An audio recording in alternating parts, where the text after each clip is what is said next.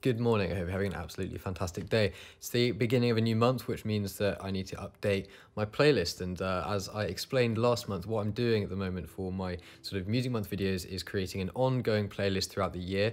Every week I will add 10 songs to it, and by the end of 2019 I'll have a nice year-long playlist of all of kind of my favorite tracks and my journey through music throughout that year, which is very pretentious and wacky. So yeah, with each new addition to the playlist, there'll be 9 songs that are kind of new discoveries of mine, or just ones that I felt were fitting with how I was feeling at that time. And then the last track will always be one that has immense emotional or sentimental value to me personally, and is, you know, one of my favorite pieces of music or songs. So without any further ado, let's get started on the list. Track 1 is a piece of music that I'm almost certain has been mentioned in Music Month before, but I love it and I want it to be part of my playlist this year. It's by an amazing singer-songwriter called Gregory Alan Isakov, and it's called Master and Hound. Beautiful piece of acoustic singer-songwriter material, and I love how the instrumentation very subtly and gradually develops throughout it, and there's the addition of a cello, and it's just wonderful. And lyrically, I think it's a fantastic song. Like the opening line, just "Where were you when I was still kind," always just like hits me right there. Track 2 on this list is by an artist called Now Now and is called MJ, and I discovered this track completely by accident. I just had Spotify on shuffle one day and this song came on, and I can just remember thinking, this is really, really cool, I really love it. Now Now are a kind of indie electronic duo, and this is from their latest album, which I absolutely love and is almost definitely going to be purchased on vinyl at some point quite soon. But yeah, the track is great. I love the ambience at the beginning, and then it goes into a very sort of familiar to the ear chord progression, but it's just done really well, and it keeps this rhythm and this drive throughout it all the way, and it's just, I just really like it. It's just a cool song. Track 3 on this list is by a wonderful, wonderful singer-songwriter, specializes in kind of folky country music. It's called Donovan Woods, and the track is called Portland, Maine. This song may well be really familiar to you. I know it's got millions and millions of streams everywhere. It was probably featured on an episode of Riverdale or The OC at one point, but I only recently discovered it, and it's a piece of acoustic singer-songwriter music that has the power to make me weep, which doesn't take much for me these days, to be honest. But yeah, it is absolutely beautiful, and I often say that acoustic singer-songwriter music I find mostly really quite dull, but this is some of the best produced and mixed acoustic singer-songwriter stuff I've heard in ages. His voice is just amazing and fits so well with the type of music he is making. Lyrics, very, very sad. It's clearly about a love interest that is moving away to Portland, Maine, and he knows that it's not going to work because they're going to be too far apart or whatever. I don't know, maybe it's all a big metaphor, but it's yeah, lyrically I think it's wonderful, musically I think it's wonderful, and it makes me cry a little bit sometimes. Track 4 on this list is by the 1975. Obviously, I don't think it'd be possible for me to create a list of music that I like without including at least one track from the 1975, but this is taken from their latest release, A Brief Inquiry into Online Relationships, and it's called How to Draw / Petrichor, I think is how you pronounce it. I'm not 100% sure. Not necessarily the most obvious choice from their latest record, but I do think it's one of my favorites from there, especially the second half. I just love how all over the place and crazy it is, and when it develops from, you know, the How to Draw section, and you get these break beats come in, and that synth that kind of stutters into a new time signature, like, I just absolutely love it. And the lyrics as well in the second section, take something and then make it brand new, try and do anything 14 times, love yourself like someone you love, one you love, don't take any of my advice.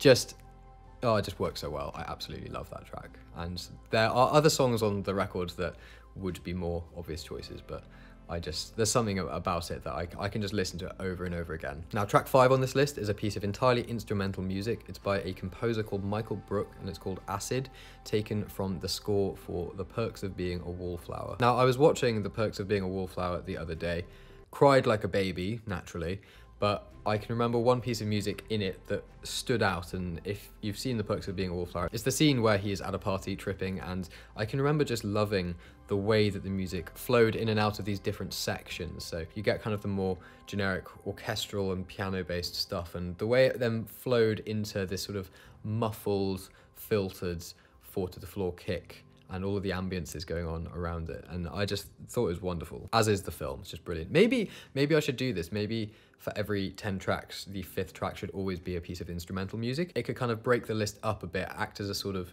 interlude from everything else. Could be quite nice, I don't know, what do you think? So track 6 is by one of my favourite bands that are unfortunately not a band anymore, but they're called The Middle East, and the track is called Blood. I've loved The Middle East for ages. I Want That You're Always Happy is one of my favourite records. They were, I think, an Australian indie folk band. And this song I just find has a really uplifting vibe. I mean, there are bits that are still sort of drenched in a sense of melancholy for me, but I just really like it, and the crooning vocals that, you know, just flow over the top of the music. It's just really, really nice. It's one of the few tracks that I can tolerate the whistling in as well. Track 7 on the list is by Hiatus and is called All the Troubled Hearts. Now, I was introduced to Hiatus through one of my old co-workers, and he's an amazing producer and songwriter who I think is originally from Iran but lives in London now. And he just creates these wonderfully beautiful and ethereal tracks. There's often a lot of bass involved, but not in a dubsteppy way. This was the first of his music that I'd actually heard, and it kind of has stuck with me, and I listen to it fairly frequently. It's just a beautiful, calming, melancholy track, and the fragile vocals of Daudi Matsiko just lend themselves really, really well to the music, and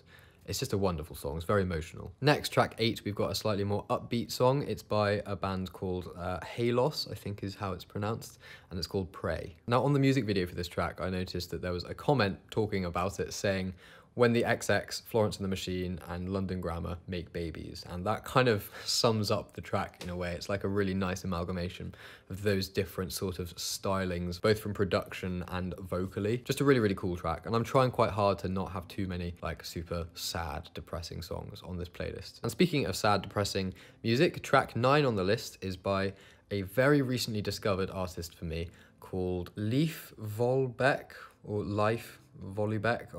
I'm sorry, I just don't know how to pronounce it. And it's called Elegy. I was watching a series on Netflix that had a really, really good soundtrack, and I heard this song, immediately Shazammed it. It was one of those times where you Shazam someone, watch the video for the song you've Shazammed on YouTube, and then immediately like watch the next one and then the next one, and each one you're like, this is brilliant. So I think this morning I ordered the album that track is from on vinyl. Can't wait for that to arrive. You'll see it on Instagram, I'm sure. But yeah, this song was just so good. It's kind of sad and it's not at the same time. The production on it is great. It's done very, very well and very minimally. It's an example of good natural recordings. There isn't, you know, tons and tons of post-processing that went into it. And I was reading about the process that he went through when he was recording that album, that I think a lot of it is stuff that was born out of kind of improvisational sessions with other people. And that creates a sense of authenticity to the music, and he's got this really interesting voice. Sounds kind of like he should be singing blues or something, but it's just brilliant. The music video is cool as well. Track 10, which as I said is always something that has a lot of sentimental value to me. This is by an artist called Bon Iver. Don't know if you've ever heard of him, probably not. And it's called Restacks. Taken from his debut album For Emma Forever Ago, which I still think is my favorite of all of his albums. This is just a beautiful piece of music. I think lyrically it's outstanding. His work usually is. It's a hard track to describe exactly why it is that I love it so much, because it's not something that I necessarily project my own emotions onto in terms of the lyrical subject matter, but I just have been listening to it for years, and I can remember getting that album on vinyl when I lived in Gloucester like 6 years ago, and I'd heard of Bon Iver, but I hadn't ever really listened to it, and I think the only tracks I had heard were from his self-titled record. And I can remember just putting this album on and sitting down in my flat with like a cup of tea and just like becoming absorbed in it, like the whole tragedy of this record, you know, because he took himself off to a cabin and just recorded it as a catharsis after like the breakup of his relationship and the band that he was in at the time. But yeah, Restacks, so much emotion in just that one track, and I think it's a lovely way to conclude this list. So there you have it. Those are the 10 new additions to my Music Month playlist. I hope that if you listen to them, you like them. Thank you so much for watching. Links, as always, in the description to my Instagram and Twitter. And if you're interested in pre-ordering yourself a copy of my debut EP, Her, on limited edition heavyweight sky blue vinyl, then you can do that. Down below as well, there'll also be links to stream the EP if you wanted to hear it first. Thank you again to all of you who are pre-ordering the record. It's so, so cool. I actually spent about £280 this morning on packaging so that I can send this all off safely to you. So yeah, I'm really looking forward to them arriving, and there'll probably be a new update coming soon about all of that. So thank you for watching. Let me know what some of your top picks are this month, and if you have listened to these tracks, let me know what you think of them down in the comment section. Again, thank you so much. Hope you have an absolutely fantastic day, and I'll see you very soon.